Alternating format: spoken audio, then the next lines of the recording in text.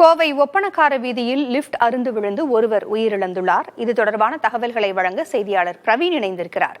பிரவீன், இந்த அசம்பாவித சம்பவம் எப்படி நடந்தது?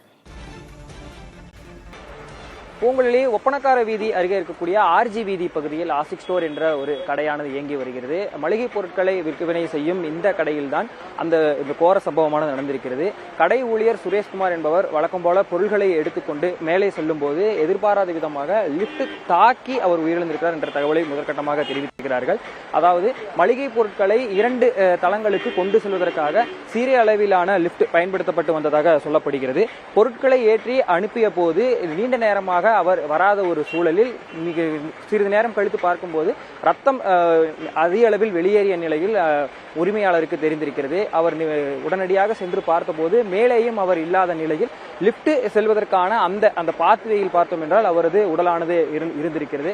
உடனடியாக காவல்துறையினருக்கு தகவல் தெரிவித்த நிலையில் அவர்கள் கடையில் பணிபுரிந்து வந்த சுரேஷ் அந்த உயிரிழந்தவரின் உடலை கைப்பற்றி பிரேத பரிசோதனைக்காக அரசு மருத்துவமனைக்கு அனுப்பி வைத்திருக்கிறார்கள். நிகழ்விடத்தில் பெரிய கடை வீதி காவல்துறையினர், கடையின் உரிமையாளர் இந்த லிப்ட் பொருத்திய போது அதனை பராமரிப்பு பார்த்துக் கொண்டிருக்கிறவர்கள், மெயின்டெனன்ஸ் பார்த்துக் கொண்டிருக்கக்கூடிய அந்த நிறுவனத்தை சார்ந்தவர்கள் என அனைவரையும் நேரில் வர வைத்து தற்போது விசாரணை மேற்கொண்டு வருகின்றனர். ஆர்ஜி வீதி பகுதியில் தற்போது ஒரு பரபரப்பான சூழல் இருக்கிறது. இது லோடிங் லிப்ட் தான்.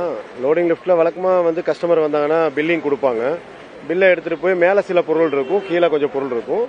அப்ப மேல இருக்கிற பொருளை லிப்ட்ல ஏத்தி விட்டு இவங்க கீழே வந்துருவாங்க. அதான் நடக்கும். இன்னைக்கு காலை வழக்கம் போல கடை 10 மணிக்கு திறக்கப்பட்டிருக்கு.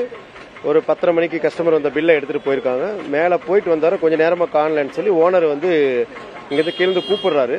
கூப்பிட்டு பார்த்தா பதில் இல்லைன்னு சொல்லி போய் பார்க்கும்போது அங்க ரத்த வெள்ளத்துல லிப்டுக்கு கீழே விழுந்திருக்காரு.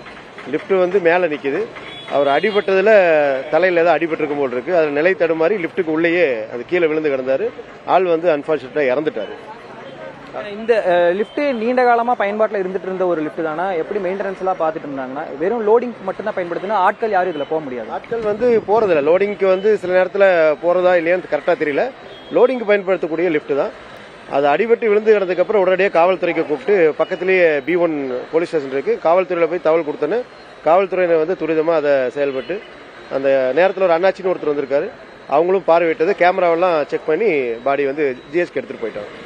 முதற்கட்டமாக லிப்ட் அருந்து விழுந்ததாக ஒரு தகவல் தெரிவிக்கப்பட்டிருந்த நிலையில் இந்த மளிகை பொருட்களை ஏற்றி செல்வதற்கான அந்த லோடு லிப்ட் என்று மட்டுமே கூறப்படுகிறது. லிப்ட் மேலே சென்றிருக்கிறது. அந்த பயன்படுத்தி கொண்டிருந்தவர் லிப்ட் அந்த பாத்வேயில் விழுந்து கிடந்திருக்கிறார். எனவே இது வேறு ஏதும் தொழில்நுட்ப காரணங்கள் ரீதியிலான எதுவும் பிரச்சனையா என்பது குறித்து இருக்கக்கூடிய கேமராக்கள் மற்றும் தொழில்நுட்ப வல்லுநர்களுடனான விசாரணைக்கு பிறகு முழு விவரமும் தெரிய வரும் என காவல்துறை தரப்பில் தெரிவிக்கப்பட்டிருக்கிறது. பூங்குழலி, நன்றி பிரவீன். கூடுதல் தகவல்களுக்கு மீண்டும் தொடர்பு கொள்கிறோம்.